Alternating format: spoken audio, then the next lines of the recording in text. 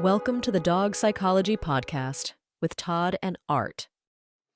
All right, this is the Dog Psychology Podcast with Todd and Art, and we are joined by a very special guest named Pickles, and we got Blueberry. Yeah. Blueberry. Eagerly has something to say. Pickles always has something to say. She's a dachshund, but she's for the most part. That's probably her biggest thing. They're barkers. Oh yeah. And they're pretty vocal. But we can always stop her. That's the thing. But she is just like, she drives me crazy sometimes. Her barking. We come in, I'm like, hey, knock it off. Because it's really loud, freaking really loud. But she's a pretty, like, we call her the forever puppy because she's full grown and she looks like a puppy. I love. She's also like super long. Yeah. I'm a big fan. I like little dogs. At the beginning I didn't. I love little dogs now. Yeah. I think they're cool. Remember me and that guy Thomas, we were going to do a little dog daycare. I remember that. Yeah. They had that in Dallas, actually. It's a great idea. I mean, like two people can control a whole bunch of dogs, no matter what. It can only get so bad. But yeah, I love those little guys. She's pretty. Yeah, she's awesome. Well, you were telling me when we got started that you got results back from a sleep study. And, I do get a lot of questions about dogs and sleep aspects. I just had one over the weekend. What happens when, they get bit when they wake their dog up? Mm-hmm. So you were just telling me about the results. And the question is, do you think dogs have sleep issues? Because I definitely come across it. And in my experience, I give the same advice you would a human, more exercise and that type of stuff. Yeah. You see it? I see it all the time. And, going back to the results with me, I mean, obviously I think the sleep with humans and dogs is different. I think dogs actually sleep more, or they should sleep more. Yeah. What's the and number of hours, by the way, that they're supposed to sleep? I don't even know.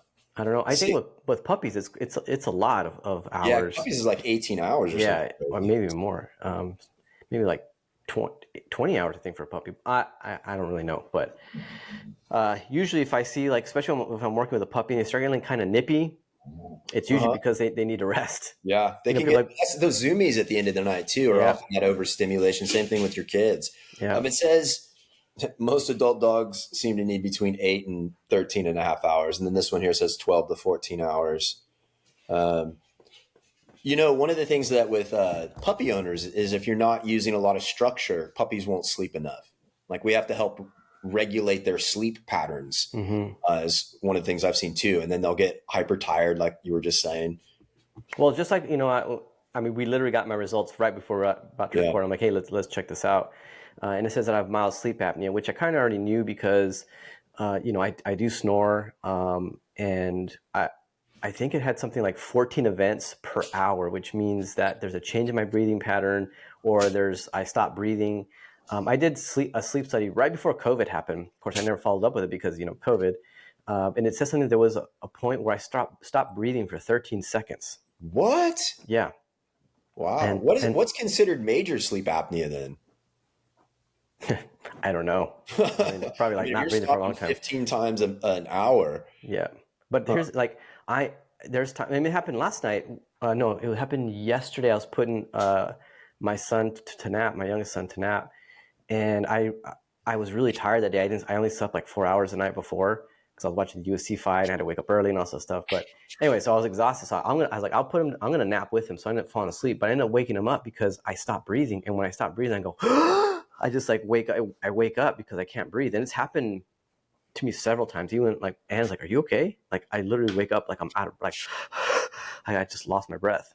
And I mean, as a man, dude, you got to be concerned because your heart comes into play with that. Well, that's the thing, like, and so, we're taking a lot of steps. So this is actually going to my dentist. My dentist is what's called a biological dentist, and they actually talk about like the mouth, the health of the mouth and things like that. And so, she's going to get this. I'll probably send this over her today, and so she can take a look at it, see what what we need to do, and just go from there. But I know that there's something going on because I wake up really tired. I mean, there'll be times where I sleep 9 hours and I'm like, why do I still feel tired? Really? Yeah. Okay. And I feel like this is kind of the missing piece of like the last part. Because I've taken the last 2 years, like really take care of myself, physically, mentally, all these other things, emotionally, spiritually, all these ways, and I feel like this rest. I mean, I get pretty good rest sometimes, but there's some days that I'm just like, oh man, I'm just exhausted. And throughout the day, sometimes I could feel really, really tired. Yeah, that's important to get a hold of. fortunate I sleep good. Yeah. And, you know, I can go to bed pretty early though. Sometimes I can go to bed between 8 and 9 easy. Yeah. And then I'll wake up, I'll be starting to rise between, you know, probably 4, 5, get out of bed. I don't linger in bed, but sometimes, you know, I'll go back to, that's just a time of, oh, that's the first time I get up, but I'll usually wake up around 5:36. Yeah. Unless I was, you know, partying or something, I always feel rested. The meditation is what I attribute it to the most, because that's the first thing that if I stop meditating for a period of time, it's the first thing that I recognize changes the most. Sleep. Yeah. And it'll be a combination of, I'll just be more restless and I'll have a harder time going back to sleep if I happen to wake up. But and it's the breathing. So if I find that when I'm meditating a lot, anytime I wake up, I just revert to breathing and I'm out. And it seems to be okay. My dad had sleep apnea real bad. He also had to have a heart transplant. My dad had sleep apnea real bad for a period of time. I think Jen had it. You snore? Yeah, I snore, but also like we were talking about the underdeveloped jaw that I have. Oh yeah. And so my tongue falls back, and there's times where if I need air, I have to like physically move my jaw forward to kind of open up my airway a little bit. Interesting. And so, you know, I know there's devices, but you know, I just want to see. I've tried some of those devices where you like, it's hard to sleep with. Like, right. It's hard, but I don't know. We'll see. I mean, obviously a CPAP. That one that you chew on, do you sleep with that? No, that's just just chew it. And I think that's actually a good way to, you know, develop the muscles and the jawline starts to move, which is really important. And also, I had TMJ, you know, you know, growing up, and I remember they actually wanted to operate on me and cut me open and move my jaw, but I was going to be wired shut for like 6 weeks. And I was just out of high school and I was skinny as it is. I'm like, man, I'm really going to get skinny. Right. So we decided against it. And then we did orthodontics, like we did some braces. But we ended up, you know, not really fixing the issue. My jaw was still the same. You know what I mean? Jen, that's funny. You guys have gone, it's like very similar. She had that as well. The sleep apnea, the whole deal. Yeah. Do you remember we did a trip. And what was his name? George.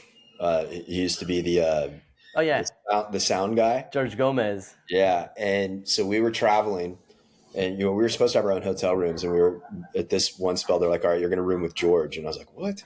So that motherfucker took snoring to like Olympic levels. It was like a water buffalo. I mean, it was so loud. And oddly enough, the snoring, if it's rhythmic, I'm cool with it. I can deal with rhythmic sounds, but it wouldn't be. Just like you said, he'd snore, and then all of a sudden it would die off, and then it'd go again, like so loud. Man, that gets brutal. I couldn't imagine sleeping next to a snorer that has to, you know, find air. Dude, when we used to like room with Yoa and Steve. Oh my God. And so like Yo would be snoring and I have Steve snoring and then Steve would wake up and he would go, Yo, shut up. I'm like, dude, both of you guys shut up. All the time. I have a video. I have a video of them. Yeah. Of course. I have so much material on Steve, you know, it's so funny. I was in Fort Lauderdale over the weekend and they had all those photos on the wall. Yeah. And I mean, you can't have the photos of back in like 2016, 17, where everybody is a lot larger. Steve is fat. Fat. Yeah, it's funny to go and look at those videos. And then there's a spell that I'm fat. Like I'm huge. I'm like all puffed up. That was the wine days. Yeah, it's crazy. It's fun though. Yeah, those were fun days. Well, yeah, sleep's important. And with dogs, what I see is that if owners aren't doing enough regulation, the dogs they can be really restless. You know, they can be up all night. But as soon as you regulate things and take dogs through it, I'd have never had dogs that are restless. All my dogs sleep through the night. And if they're restless, to me, it's an indicator something's off. Yeah. You know, something they're not feeling well or something like that. Yeah, I mean, I honestly believe that dogs are a lot of behaviors that we see, especially with puppies, that are attributed to lack of sleep, lack of rest. Yeah. So I just tell people they're like, how do I stop the biting and the nipping? I'm like, just put them in a crate. Like, let them go rest. Put them, bed, I go just like, you know, sometimes kids, I mean, at least my kids, that if they don't get some rest, they get pretty restless. And that sometimes they can be so tired that they don't want to fall asleep. Oh yeah. They don't know, you know, that's part of how you can get when you're that, you know, You're that tired. It keeps you up. Now, question about this, because this is something you can see videos of. I've always had my opinion's been pretty clear about it. Why do you think dogs bite people that wake them up? Man, that's a really good question. They have that thing called night terror sometimes. I worked with a dog that did the same thing, where he would wake up and just whatever's close. But there's two things here. To me, they're distinctly different. I had a dog, and Colleen had one too, that sleep aggression. It would just wake up and attack. Like nothing had to wake it up. It would just wake up and attack. But I'm talking about the videos where people wake their dog up and the first thing their dog does is strike out at them. Do you think that's fear?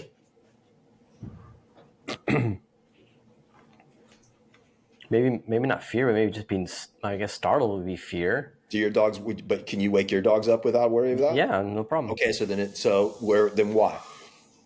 To me, it's control. It's like waking up your dad. Back in the day, you wouldn't have woken up your dad. No way. That's gotten softer as we've gone through the years. But back in the day, like my dad would have never woken up his dad, ever. Do you know what I mean? There's like an order to how you can wake people up, and just in my opinion, that it's a control thing. Especially if you see some of these, you'll see them. There's like a half a second delay. Yeah, honestly, I don't think I've ever. Now I think about it, I haven't worked with that specifically. I mean, I've worked with, dogs that have like night terrors, that stuff, but never where it's not. How do we know they're terrors, though? What does it mean for that? Yeah, so the dogs looks like they're running or barking in the sleep. What are they doing? Well, this dog, had some neurological issues. Yeah, and we found that out later. I mean, obviously, I kind of knew it already, but this dog would also, he got his tail amputated. He would also like chase the tail over and over and over. Phantom limb pain. Yeah. And so then she would also like sleep with her dog in the bed, this client, and it would just wake up and just attack her. And I was like, well, that's an easy fix. Just create the dog. Yeah. Unfortunately, that dog actually ended up passing away in my care. Actually, had a seizure. No kidding. When I was at TCW, actually. My wife, it was in our old house, and my wife was, with all the boarding dogs, and she like called me, she's like, hey, Mikey passed away. I'm like, what? He's like 4 years old. And he was one of those double Merle Australian Shepherds, kind of blind, and they just look weird. He was really overweight, probably had some thyroid issues. And so he, and I have it, I had it because I have cameras on stuff, I want to make sure everything's, cool. And so he'd been outside, they brought him in, he went to the crate, and it was an airline crate, one of those plastic ones, so you can't really see in, but you can see it like move a little bit. So he had a seizure.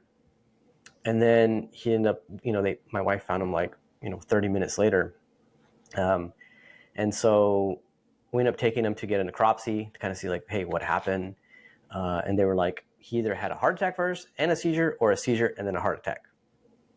So I felt super bad. I had to call the owner, and they had just landed on vacation in Iceland.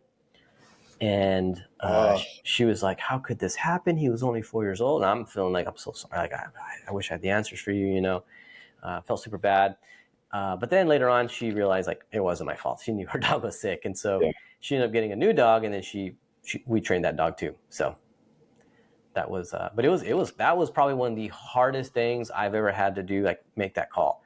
And to be honest too, like as soon as I found out, I was like, okay, I just sat back. I remember I sat back. I was like, okay, you've got to tell the truth. You've got to just, call them. I know it's hard, but you got to call them, because sometimes people will kind of like delay, or they'll, come up with a plan. Like being in this for a long time, I've kind of seen some stuff happen. Yeah. The mistakes of others can make sure that you don't do the same. Yeah. And so, the quicker you get on it, the honest you are, the most honest you are, the better it is for you. Even if you made a mistake, like I fucked up, just being honest with those situations.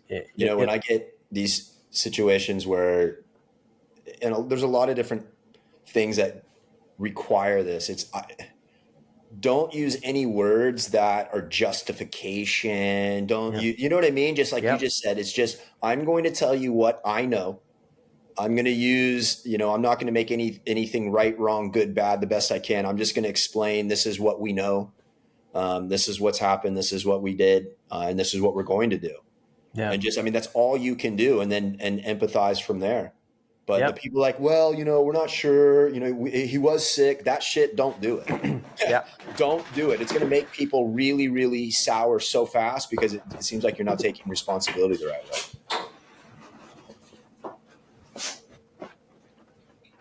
Sorry, I lost my headphones. Yeah. Anyways, but I remember, and you're right, because I remember my exact words were, hey, we found Mikey unresponsive, but he's on his way to the vet. He appears to be deceased, but he's on, because I told Anna, I was like, take him to the vet, like right away, take him to the vet. She's like, he's not responsive. I'm like, take a pulse. She's like, he doesn't have a pulse. I was like, at this point, still don't know how long he's been there. So I was like, just take him to the vet, load him up, take him to the vet right now. So I took him to the vet, and then I called her. I was like, hey, he's on his way to the vet. He's found him unresponsive. He didn't have a pulse. I don't, we're going to find out, what's going on. And I said, look, necropsy, cremation, whatever you want to do, we'll go and handle it. We'll take care of it. And so I just kept it short. Necropsy, or was that you? I requested the necropsy. I wanted to make sure that, Wasn't you. Yeah. Which is something you didn't do or whatever. Yeah. And so, then the other thing was like, I was like, hey, you have to call the vet because they won't allow me. That's the other thing. They wouldn't sign off. They wouldn't allow Anne to sign off on it because she's not the owner of the dog. And so they ended up having the owner call from Iceland, call the vet and kind of prove it and things like that. So it was a big mess, but I think we handled it very well. And it was a lesson, and I hope I never have to do that again. But, I remember Colleen had mentioned, she said that, dogs are going to die in your care, unfortunately. Like sometimes they're old or, things like that. It's going to happen. I had a dog that had a sleep issue like that too. And it felt very neurological. The dog had tremors and it would just wake up and attack. And it was a big pity. And it lived with 3 other dogs that weighed over like 90 pounds, like these big Mastiff mixes. And when I was working with them, a pack fight happened. Oh. And so there's 4 dogs and the smallest dog is probably 85 pounds. And I start fucking kicking dogs in the pool to like break it up. And then immediately the dog starts fucking, then I got to go and save it. But it was the easiest way to break up that level of intensity. Yeah. And that dog had to do that. They had to make sure that dog slept in a crate. And when I was going through that, I was talking to Colleen and she said she had a case that was similar and the dog had a brain tumor. Yeah. After it died, it had a brain tumor sitting. Well, that's the other thing I think about that other dog. I think it had had a brain tumor. Mm-hmm. It had a seizure. So yeah. I'm pretty sure that it had something going on there. I lost a dog to seizures. One of my first dogs named Sabrina was a German Shepherd. It sucked, dude. Yeah. Fucking terrible. You can't do anything about it. No. And but she had 2 or 3 seizures leading up to that. So it's one of those things now. I've been exposed to it, so I know what it can look like, and over time we get these things, I think, because we have to have that knowledge and experience. It sucks that we have to go through it, but we go through it so that we can help others go through it, I guess. Yeah. Luna has had seizures. We actually were going to California and we were going to take her to Sherry Lucas's work. Anna was going to take her to Sherry Lucas's workshop. And so we were getting like all her, vaccines ready and all that stuff, even though Sherry doesn't, worry about that stuff. But we had to fly with her. So we had to get all that stuff updated. Mm-hmm. And so she had a reaction to the vaccine, where she started having seizures after.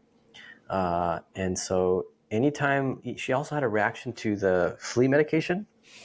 That is probably where our journey started about those things, mm-hmm. not giving those things. And so, I don't. Yeah. And so there's a reason why dogs haven't been down to Fort Lauderdale, because I'm not going to get them vaccinated the way they want them to. Yeah. My vet gets pissed because we don't update the rabies vaccine every year. Yeah. But I'm like, dude, go find 20 studies on rabies vaccines, and they're all going to say the same thing. The efficacy lasts a minimum of like 3 to 5 years. Some people will even say that it goes even to the entirety of your dog's life. Well, you can do the blood test. You can do those the titer tests. Titer tests, yeah. Yeah, and so I get it. I understand the vet's reaction must come from treating what happens when they don't get it. But I don't know, man. I mean, I'm all for vaccines. I understand their place, but why give a vaccine? Why give 7? I think there's 6 or 7 in one shot to puppies, and they get 3 rounds of those.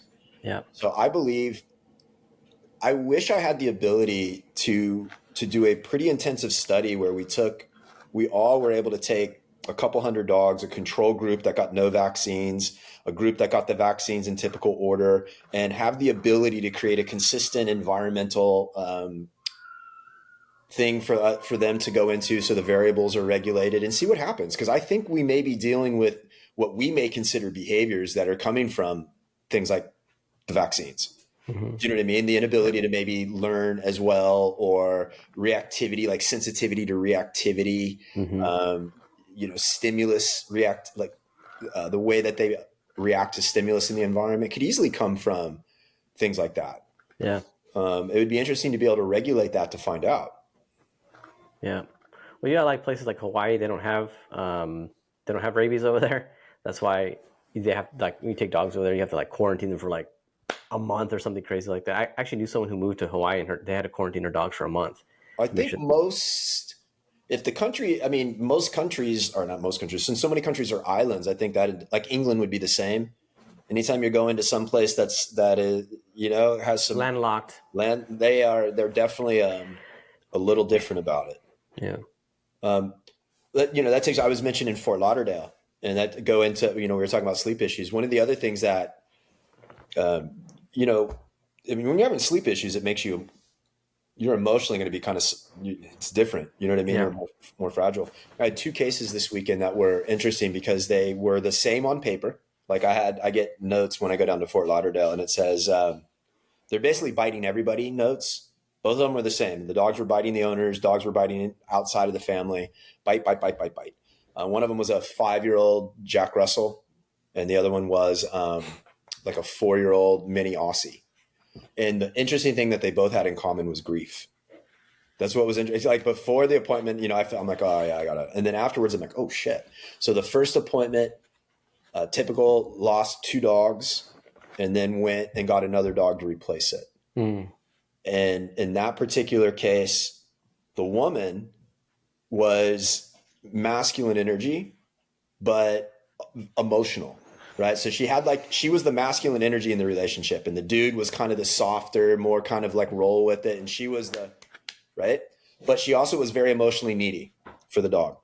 And so what happened is she became super needy for the dog's attention. What do you think it created? A codependency. No, avoidance. Avoidance. Wanted nothing to do with her. But we're talking about her, but codependency of her. So like towards the dog. Yeah. Okay. You're asking me about her or the dog? So I was asking from the dog's point of view. Oh, okay. When the dog first comes in, she's strong energy, but emotionally needy. The dog pushes away. You see what I mean? Yeah, and so the intensity and the way her energy was to get the dog's attention sent the dog away, because the dog was actually very sensitive. Yeah. The dog was the only thing that they had going for them, that it wasn't like a super dominant Jack Russell. It was your typical kind of sensitive, but coming from that type of energy. So it wouldn't go near her. So then at some point it starts doing what? When she keeps pressing. Start biting. Correct. And then the confident side, the masculine side. Tries to correct. And where do we end up? A fucking shit show. Right. And so then the dog would have moments where it wanted her attention and would come up, and she would, that one where, you pet it for 10 seconds and then it bites you on 11 seconds. Or you know what I mean? It's like everything had to be only the way the dog wanted it. If you went up to touch the dog at any time, it would go at you. And it all started out of grief, loss. Right. Yeah. So typical. Second appointment. The lady, the dog had issues, but a couple years ago, her husband died. And now she's also taking care of her parents who are dying. So she's in tangible grief, crying through the majority of the appointment, because as things are coming up, she's going back in memory and crying. The dog comes in, it's a little mini Aussie, we're in the dog park is where I do the appointments, and I'm set up in the dog park. And so it's a bunch of chairs and just sitting there, and I go, just take the leash off. And so the dog's just kind of sniffing around, exploring. I'm sitting down, and as soon as I stand up, the dog fucking spins around, bam, bam, bites my foot, you know, keeps going. It stops, then it does it again. And when it does it the second time, I tap it in the face with my foot and it stops and it goes back and it relaxes. Oh, I should send you videos of that. Actually, you know what? I'll send you this. I'll send you the video of it, because at the end of it, I was actually pretty stoked about this one, because this dog really did not want to have anything to do with me. Like, all it wanted to do was bite. And this little number. There we go. And so it was the same. The depth of the grief in this lady made this dog so strong. It was amazing how protective this dog had become. I mean, nobody was getting inside of 15 feet. Nobody. You're not going to come in and walk in on that lady. That dog was like a sniper.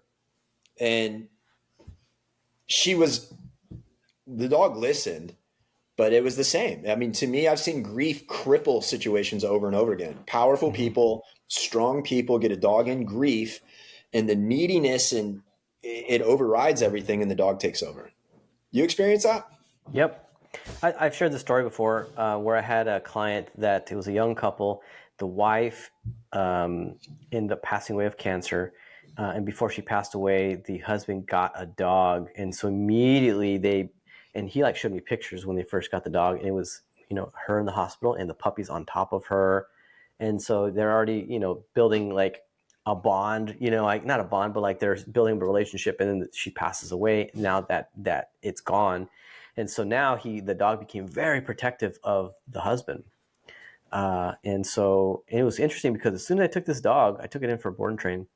It's totally fine. Like, almost like, thank you. Like, yeah. Like, you know, that's a lot of weight for me to take on. Yeah, I was going to say, thank you for what? What are you referencing when you say that? What do you think the dog is going through? Well, first of all, I do believe that dogs do grieve, but I think the human beings leave them stuck there. Okay. Like, we constantly live in that story of, and I get it, like, humans have to grieve. Like, you just lost your wife. I know I would grieve for a very long time when my wife passed away. You know what I mean?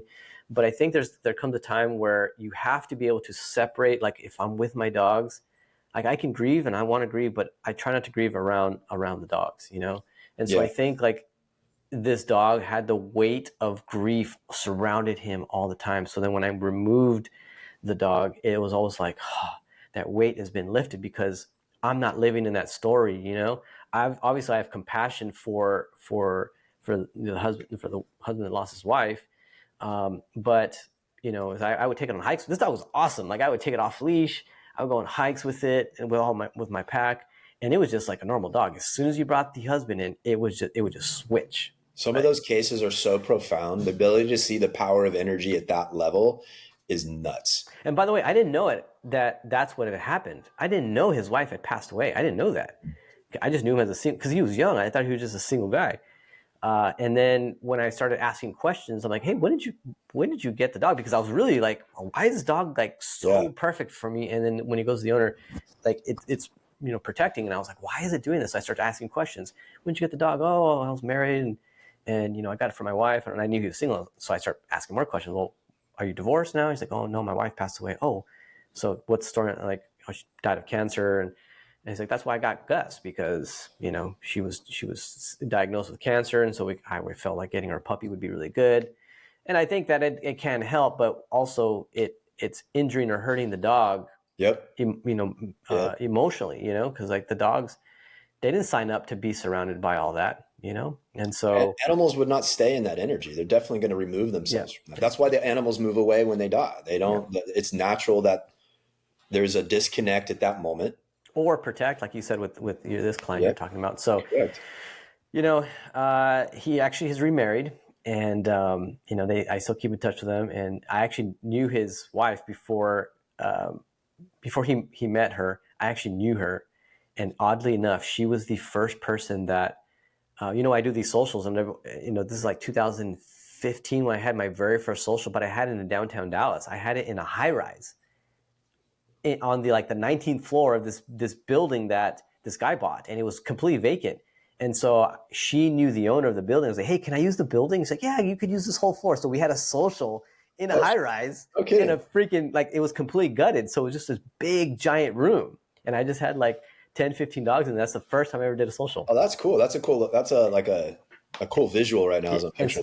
She was the contact person. And then he was my client. And then years later, I saw that they ended up dating and they ended up getting married. So I was like, wow, small world, So how can people, let's say they have, you said it can be a good thing. So let's say that somebody is hell-bent on doing this and bringing a dog in at that time. What do you think they should do to minimize the impact? Well, I think that, obviously, we use dogs for therapy and that's important and things like that. However, there's dogs that specifically can handle that, and there's dogs that can, there's even therapy dogs. If you're in a hospital, they actually bring dogs in, but the dogs know that it's like a chore. It's a job that they have to do, and they do it with ease, and so nothing makes people more having so much joy than being in the presence of a dog, right? But the dog goes to work and it goes home. It goes to work, and so it's able to separate. And same thing with me. I'm at work, and as soon as 7 o'clock rolls around, I have a do not disturb goes off at 7 o'clock. And so my phone goes away if I need to. But I gotta be present for my family. Right. So I got to put all that stuff in. Sometimes it's hard to do that, but it's, I try to be present as much as for my family. So same thing with these dogs is that they go to work and then they go home and they're able to separate it. So, I think for people who have a dog or intending to get a dog, just know that, what we're doing for the dog is could be very harmful not harmful, but it's a lot of weight the dog has to carry, and it's kind of not fair to the dog in those situations, so. No, I agree with you. I think anytime you bring in a dog for a role, it's careful what you wish for. I'm bringing in this dog to support me. Yep. That's not free. You're going to pay for that one way, shape, or form. I think if you can acknowledge on some level it's selfish, I think you have to tell yourself that so you can minimize the need. And you said something earlier, when you're in grief, you don't share it with your dogs, and you don't turn to your dog to fix your grief. And I think that's important. I think that happens all too often, and it makes sense. I've had very powerful people lose their husband and a dog in the same month, and then they go get a dog and the dog won't go near them. Right. And then they can't figure it out. And it's, well, you brought this dog in to replace something, and it knows it, but you're not honoring that. Mm-hmm. You know what I mean? And that's the other thing too. How many people say this? My last dog, ... My last dog, ... Yeah. I've never dealt with this before. And my dog, ... You know what I mean? They're always referencing that their last dog was really awesome, and this new dog isn't cutting it. And when somebody says that to me, I'm pretty quickly able to change their mindset by simply saying this. I'll let them say it a couple of times. I'll say, no, I hear you, man. I go, earlier today, I had an appointment that was way better to work with than you. Yeah. And I'll just sit there for a second. I'm like, dude, they were so much smarter. They were less stupid. You know what I mean? And then we just act like nothing's different. And then they sit there for a second. You can see it hits them. Oh, it's funny that people don't hear the impact of their words sometimes. Or being in a relationship with someone who's always, talking about the ex-girlfriend. You know what I mean? It's the same thing. Well, my girlfriend did this. My ex-girlfriend did this. That's kind of not fair to the new person that you're with, Well, you said something just a moment ago, and this is, I think, when you said you have to be present for your kids. I think that's the one thing is when you're comparing, you're not present, right? And dogs are highly aware, like your children are, that when you are and when you're not truly present. And it goes back to that thing we were talking about with intelligence. Intelligence is highlighted with our awareness. So the more present and aware we are with the dog, the more intelligent they seem. Mm-hmm. And that's what I mean. And so if somebody can't hear the weight of their words, if somebody can't hear the fact that when they go, my last dog did this better, if they can't hear that is actually an emotional projection into the world, into the dog's, you're actually bashing your dog when you say that, your current dog. Yeah. In time also, loss doesn't have to be death. I mean, I can share from my own personal experience that when I lost my job, and then my wife at the time, ended up leaving. Yeah. And so I had my dogs, and I was living in downtown Dallas in this huge apartment. It was empty after she left, but I always say like she left me with the 3 dogs and a Dyson vacuum cleaner because I need something to clean up all the dog hair. But I felt like a big sense of loss, and I remember I would stay in my apartment nearly all day, like all day. Like I would just it was awful. But I felt like honestly that I had a sense of loss, like someone had died. Well, of course, it's grief, dude. I mean, you said it. It doesn't have to be a death for it to be loss and trigger grief. And then everybody's going to go through that different. So if you choose to deal with that need or that feeling through a dog, just understand that the best way, if you really want to get the most out of it, in my opinion, is what does the dog need? It needs exercise, discipline, affection. Mm-hmm. And when I come across the people that are in this, this is how I package it for them. Like, well, you guys both need the same thing. If we got up and you guys did a 2-mile walk tomorrow, you both benefit from that. You're going to raise your head a little bit higher. The dog's going to feel a little bit better. And you need some of that discipline, the structure, the routine to make sure every day you're doing the same thing. That's the greatest way to pull yourself out of that feeling. And it's the way to keep your dog from being impacted by that feeling, in my opinion. No, I totally agree with that. And that's how actually I would talk about how I got healed, is because I had a sense of responsibility to care for these animals. And I didn't, at the time, I didn't know any about all this stuff. Like I didn't, right. I just knew that I couldn't stay here anymore. I had cried so much that I just felt that I couldn't stay stuck here anymore. So I looked at my dogs while there was shit and piss all over the apartment, and I was like, I just can't live like this anymore. And I remember taking them out on a walk, and that's all I did. I walked everywhere. And so I didn't even have a car, dude. Like I had totaled my car.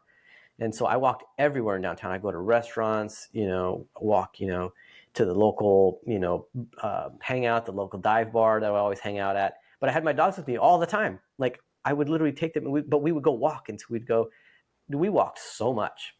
I would walk to the dog park that they had. But those times where I started to feel a sense of purpose, and I was like, man, I really like this. And that was the moment where someone said, hey, are you a dog walker? I'm like, no, like, why would you think that? Yeah. And so that was the moment that said, hey, maybe I should walk dogs. And so I started walking my friends' dogs, and I started doing like pack walks. And again, not knowing, it's so funny looking back, I had no clue what I was doing. I had no clue. I just I'm just going to do it. And you just say you're going to do it, and you did it. And so instead of staying in my apartment crying, I had a sense of purpose to be around the dogs, and I loved it. Like I just loved doing that. And so, that's why I owe so much to the dogs, because they really helped me. Like I always say, like every step I took forward was a sense towards healing, and so that's why I love walking. I love walking. Use that story because I just was talking to somebody, and they're like about being ready to be a dog trainer or whatever. I go, you're never ready. I go, you just fucking do it. Just go out tomorrow and do it. That's kind of like what you're saying. Is it wasn't like a plan. No. Like you can't plan. I don't think the people that plan for it are the ones that execute it the best. I think the people that fall into it, like you just described yourself, and fumble their way through it, and they're not really necessarily on a goal to like get better. You're just trying to get through it. And if you're aware and you have that personality, as you get through it, you'll get better. And those are the people that I think have the most ability to truly help, because their lessons come through themselves. Whereas a lot of people we seem to help, they're not teaching from inside out. It's like they're teaching from outside in. And it's like, I don't know. I think you have to go through a lot of this stuff, like we were mentioning earlier, to really be able to share like what it takes to either build a business or deal with a group of dogs or, a tough client, because we've all been through loss and grief, and what is that like? And I'm always really heady about shit anyways. Like the whole concept of grief to me is interesting, because I look at it, I frame it different ways. Let's say we're referencing dogs, right? So everybody's always about loss and grief. It's a bunch of questions. So let me ask you this. Do you think the dogs are affected by loss the same if it's a less important member of the family? Do you know what I mean by that? Versus, let's say, if it was you, right? So if the pack leader is lost, it seems to create the most devastation to the dogs, emotionally, duration-wise, and so forth. Whereas if it's not, and I'll just reference, how many times have you had a dog in your pack, in your family, leave for good reasons? They get adopted out. They've been in your pack for 6 months for a long term, and the family shows up and they're gone. And that dog is pulled out of your pack for a positive reason. You don't see one fucking thing happen from the other dogs. Out of maybe the closest dog to that dog walks around and looks for it for a day. But as long as you're like, it's okay. I know Boo Bear's not here anymore. Boo Bear's not here. I'm sorry. You're not going to see anything, right? Yep. So is it the loss of the dog, or is it the grief from us on the dog? Like, how much do dogs grieve? And I mean, I'm even going to go into humans. I think our grief is culturally influenced. Nobody is allowed to grieve for a short period of time and move on. You're looked at as cold. Yeah. You're totally looked at as cold. So people that have more of an emotional way of looking at things think people that move on quickly are stuck. They think that they've put it, they packed it down. And I think some people can just let go and move on, but others don't let them. And that's what we do to the dogs. And I always reference this story. This is always in my mind for some reason. I'm sure you've heard me say it, the lion story, when it comes to grief and the ability to move forward in the animal world versus humans. So lion prides, right? So you and I, we're lion brothers. We got our lion ladies, right? And they have our lion kids. And then Steve and Yoa roll in and fuck us up, right? Just take us out, kill us. What's the first thing that happens? They kill all the cubs because there can't be any reminders of Art and Todd. It just has to be Steve and Yoa, right? God, save the world. And all the lady lions that loved Art and Todd now love Steve and Yoa, right? And then they have their little babies with Steve and Yoa, like that. Do you know what I mean? Think about that. In a human form, I mean, that would be craziness. You would never be able to do that. It wouldn't be possible. But in the animal kingdom, here we go. It's the way that if you don't stay in the moment and keep moving forward, like you were saying when you were trying to get yourself out of the place you were in, you just go further backwards. In the animal world, you would never self-suicide yourself that way. And that's what I'm saying is, how much do dogs, what is a way you are going to see a dog grieve in the absence of humans? What's natural? What's a natural time frame? At what point do we keep them permanently stuck and it becomes like, damaging to them? What do you think? Oh, the key word you said was in the absence of humans. That is the key word. So obviously I think that they kind of just move on. And when you said that, because I was as you were talking, I'm like, no, I mean, I've seen dogs grieve. I've seen it, but how much of that is coming from me? And I mean, I could share with, I've had quite a few dogs pass away. The last one, which was Frankie in 2023, so last year. And our whole process is like, we always remove the dogs, and the vet comes to our house, and they put them down. But as soon as he passed, like, our dogs didn't really change that much. They didn't change at all, actually, but I intentionally didn't make the dogs part of the death process. I removed them, and yes, he was gone. And the dog that was close to him was Luna and Pickles. They were the two that were closest to him, but they kind of just like picked up where they left off, and are they being cold? No, they just like, yeah, he's missing. And he was our strongest dog. He was the one, but they still have you. Exactly. But and Pickles, like, Pickles she is Frankie. She's confident, and she just has that energy about her that reminds me a lot of Frankie. Even like, I was cutting a dog's nails, and it's gross. Frankie used to love to eat the dog's nails. He would love to do that, So I let him do it. And so anytime he would hear the clippers of the nails, I could hear him like run down the hallway. So I was cutting a dog's nails, and Pickles was, down the hallway or down in another room, and she heard the nails, and same like pace. I was like, for a minute, I was like, is that Frankie? Yeah. But it was her, Yeah. And so like, there's a lot of Frankie in her, but also there's a lot of Pickles in her. Like, I respect for who she is, but there's a lot of little things because of how she was influenced by Frankie. But I never put that, I never say, oh, you're going to be just like Frankie. Like, Frankie would never did that. You know what I mean? That's important. And people, that's what it goes back to. I don't think people hear the weight of that. They don't hear the weight of it, and they do it not intentionally, but they do it. And it's important because it affects them.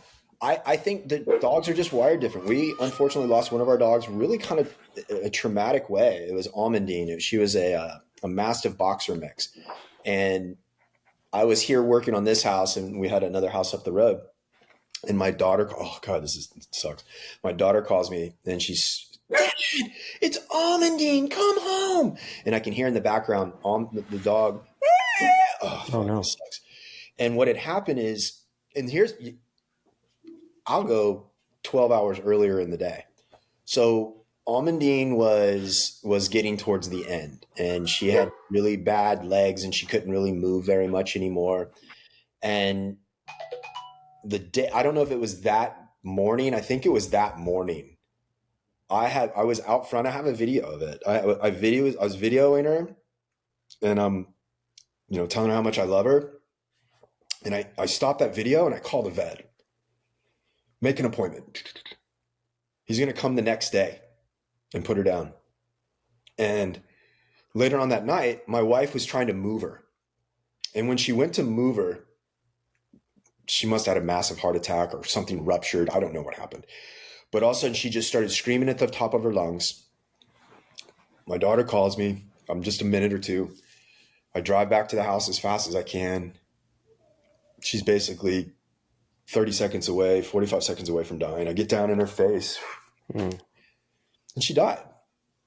And my dogs were there. I had just gotten Blue. I had Hercules and Mr. Pickles. I put her in the car and I took her to the vet and I told McKenna, my wife, to take the dogs for a walk. Yeah. And they never batted an eye. Mm-hmm.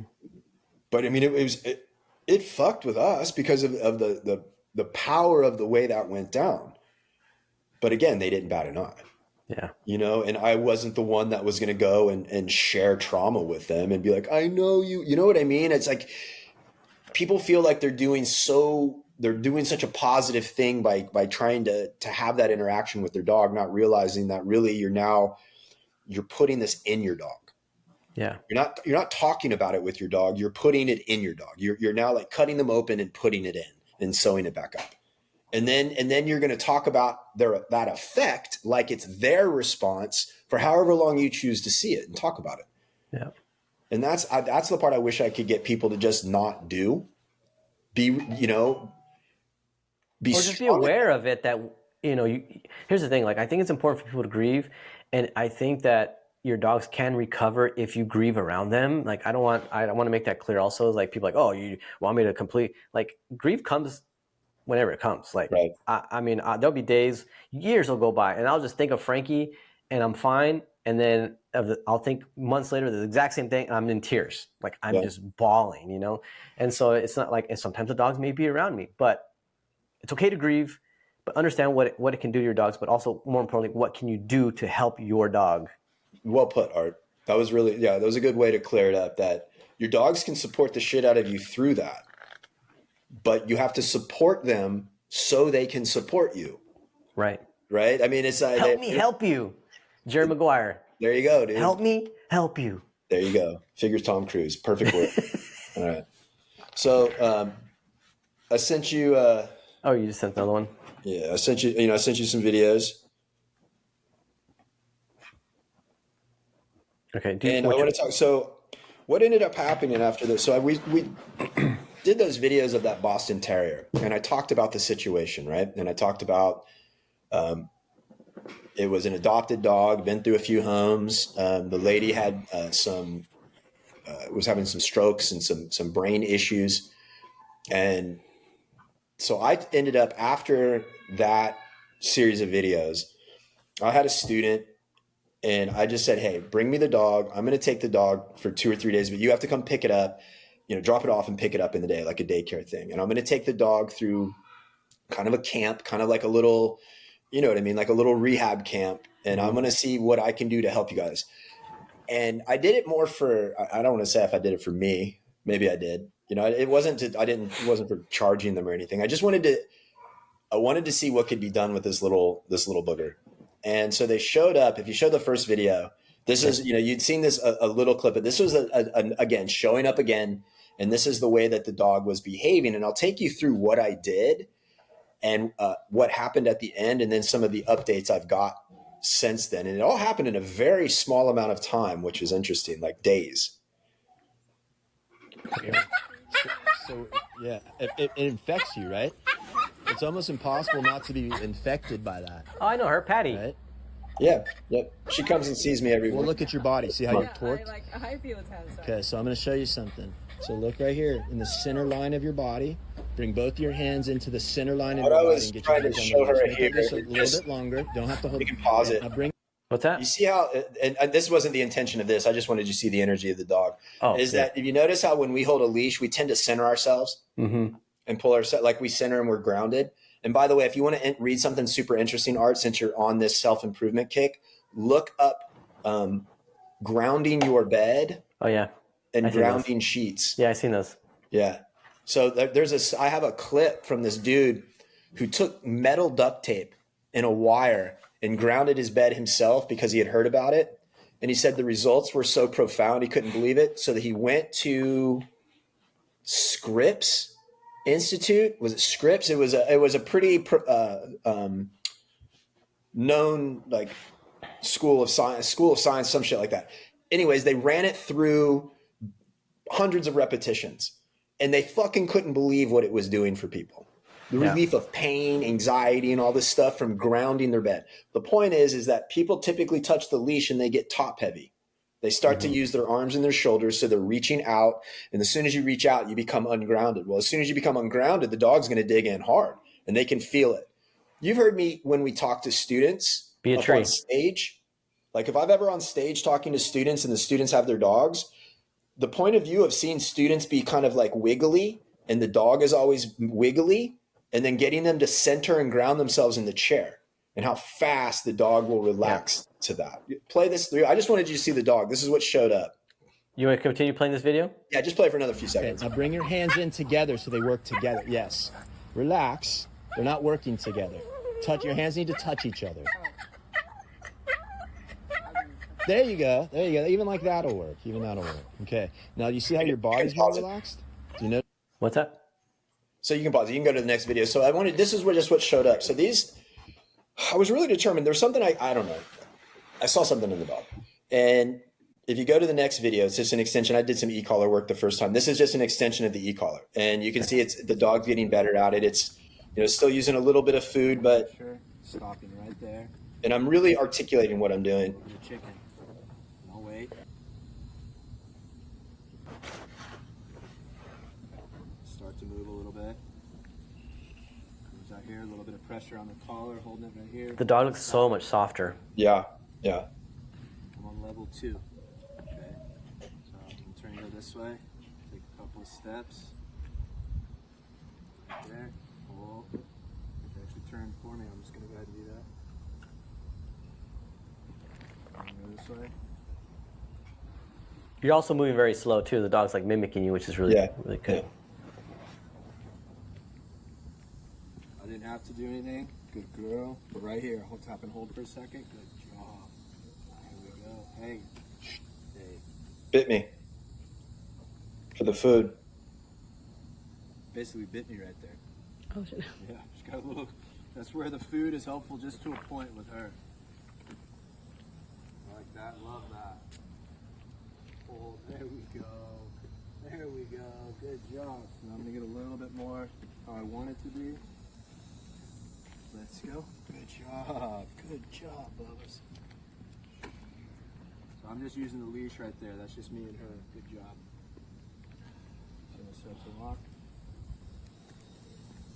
Pressure on the collar. Good girl. The most important part is you have to have camouflage shorts if you work with dogs. At least one pair. Are they cargo shorts? Of course, dude. They don't make camouflage shorts that aren't cargo. I thought this was actually Lynn. Start walking. Yeah, right? So, Good girl. yeah, I'm just the same shit you do. I'm just taking, doing little 3 to 5 minute sessions now. You can do the last one too. I did this one as a post. And it's similar to what we did the first video, but the last time I was showing play, but it was way more refined. And this is a good way to deal with intense behaviors. Like this dog can go on and off real high. Okay, here's the last one. Hey guys, if you're gonna play rough with your dog, this is what you must Oh, you did this as a post. I saw this one. Yeah, what you must do. Now this isn't for everybody. If you lose control of your dog's excitement really quickly and you can't calm him back down, You may not be ready for this, but this is a great way to practice it. So this dog gets really excited. You must start the play. Play's all mine. Now, there we go. Yeah.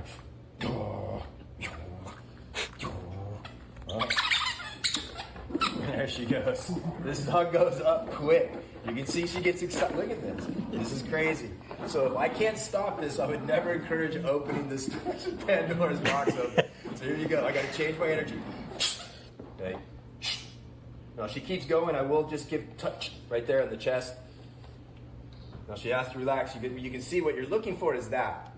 That's the goal, is to get her to disengage from the toy and give you full attention. Now, if you can do that, what you're doing is you got like an on-off switch going. Now, if you can't get her to do that, you have to practice it at a much lower level. You would never want it to get that high. But if you can accomplish this, there we go. And again, oh, that's my girl. It'll work for you. If you have any questions, leave them down below. Yeah, I call that the calm sandwich, by the way. The calm sandwich? Yeah, you got the buns, it's the calm, and you got the excitement, which is the meat, and you got to end it with the bun, with the calm. Perfect. You know, when I watch that back, one of the things too that if everybody's always the how do you do this? If you watch the way that the energy moves, yeah. You know, it's knowing how, like, okay, so I'm in this one mindset, and then when I say I got to shift my energy, it does a few things. It goes up, it goes forward a tiny bit, right? And I kind of throw a little. You have to figure all of that out over massive repetitions of it, even to the point where I'm sure you've been through it, where you're waiting for a dog to calm down and you're like, oh, you know what? My butt feels tight, and you relax, and then the dog relaxes right away. So you start to really understand the sensitivity of the way you project energy, and everybody does it different. That's the thing. Everybody's projection of energy is different, and every dog receives your projection of energy different. So you're always relearning with every dog how your energy is impacting that dog. And that's why when people talk about pack position, I don't think it's that important, because it, like we said when we were talking about that, it's the way the dog references your energy. It's not. Yeah, Lynn calls that the pressure exchange. Okay. Pressure exchange. There you go. Yeah, it's communication. And he always talks about how it's like, it's not what you do to the dog, it's what you do with the dog. There's an exchange. It's communication that's happening with receivers and perceivers. He has this whole thing. Of course, yeah. But it makes it clear. Yeah. So go ahead. No, go ahead. So what I did is I basically created a mini rehab. And for me, mini rehab is rotating a dog through a series of events, all have like a core purpose. And then in between that, you're in a structured spot. And that can be different things, anchored behind a baby gate in a crate, whatever it means. Yeah. And so that's what I did with him. So when we first went out, when I first met this dog, I thought it was physically frustrated. And so the first thing I wanted to do was take it out whack where I have opportunity and put a long line on it and let it run. Mm-hmm. And what was really interesting, so the best way for me to describe the way this dog's energy felt to me was a dog's purpose. Did you see that movie? Yes. Where the dog basically, the dog's spirit keeps getting reincarnated, but the initial spirit keeps trying to find its human. Yeah. Right? So it's like it's always on the move trying to find its human. I swear to God, that's what this dog was like. And so I give it an opportunity to run.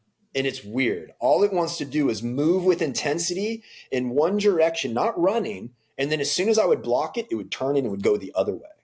Like it would move like it had a reason it was going this direction. And then you would stop it, it would turn and would take that same energy that way. Like, so it was a very drifty intention, but it was a strong intention. But it felt like it was going into nowhere. Nowhere, yeah. Exactly. So I'm like, you know what? And I look, because Patty was with me. The reason I did this is I wanted to show Patty what like it looked like to do like a beginning of a rehab. And I said, Patty, I go, that's pointless. We're not getting anything. This dog is not gaining anything from having this. I said, let's put it next to the golf cart and jog it a little bit. I need to get this dog moving better. And it was really weird at the beginning. And then it darted under the golf cart and almost ran under the tire. And I jumped out real quick and just like that poke, I went, oh, whoa, shook it out. That was the first kind of like, oh. And then it jogged next to the golf cart. And then I took it home and I did an e-collar session, and then we put it away. Mm-hmm. And then I would take it out, put it on the treadmill, e-collar session. Put it away. Yeah. And I kept rotating it through that. And I kept rotating. I did that. And I did it for 2 days. You know, they would come and pick the dog up at like 2. So that was Monday and Tuesday. Tuesday they come and I'm showing them, you know, we're practicing basic e-collar. That what you saw me doing, right? I'm just trying to get them to practice that. So we have this really great session here in the house and it's over. They're about to leave. And my cat, Freddie, he walks in from outside. Now he's really a cool, seems like, you know, got things figured out cat. And he's been raised with the dogs. He was a playmate with Blue. I'm thinking he can read dogs, right? I'm like, oh, he's got a dial on it. Well, the dog just fucking goes crazy intense as soon as he's not barking, not anything. Just, I know this dog wants to fuck up the cat, right? So Freddie's moving around like he doesn't care. Now I've got the dog on a leash and Freddie surprises me and he turns and he walks right towards the dog, right? And before I can blink, I'm trying to reach over and grab the remote to the e-collar. I knew you were going to say that. It's not in my hand. I'm trying to reach over. And in doing this, fucking grabs the cat by the head. Okay? Just fucking out of nowhere. I pull the leash. It pulls the dog and the cat off the ground. So when he grabbed the cat, he's holding onto it strong enough now. It pulls the cat off the ground when I pull the leash. So I pull him up, and now I've got them. I'm holding them. I don't want him on the ground. I don't want him to have any type of leverage. And I'm able to get him to release. All right, I'm able because it's a small dog, but it took having to get my hands around and get him to open, a gag open. Since that day, she's been perfect. They can walk her off leash. She has zero reactions. She doesn't get anxious when they leave. She curls up with the lady who I was worried about, curls up with her all the time. She can play with her and get her to release the toys.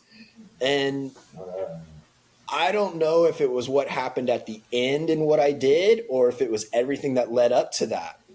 But I keep getting these messages that are blowing me away at the corner this dog turned.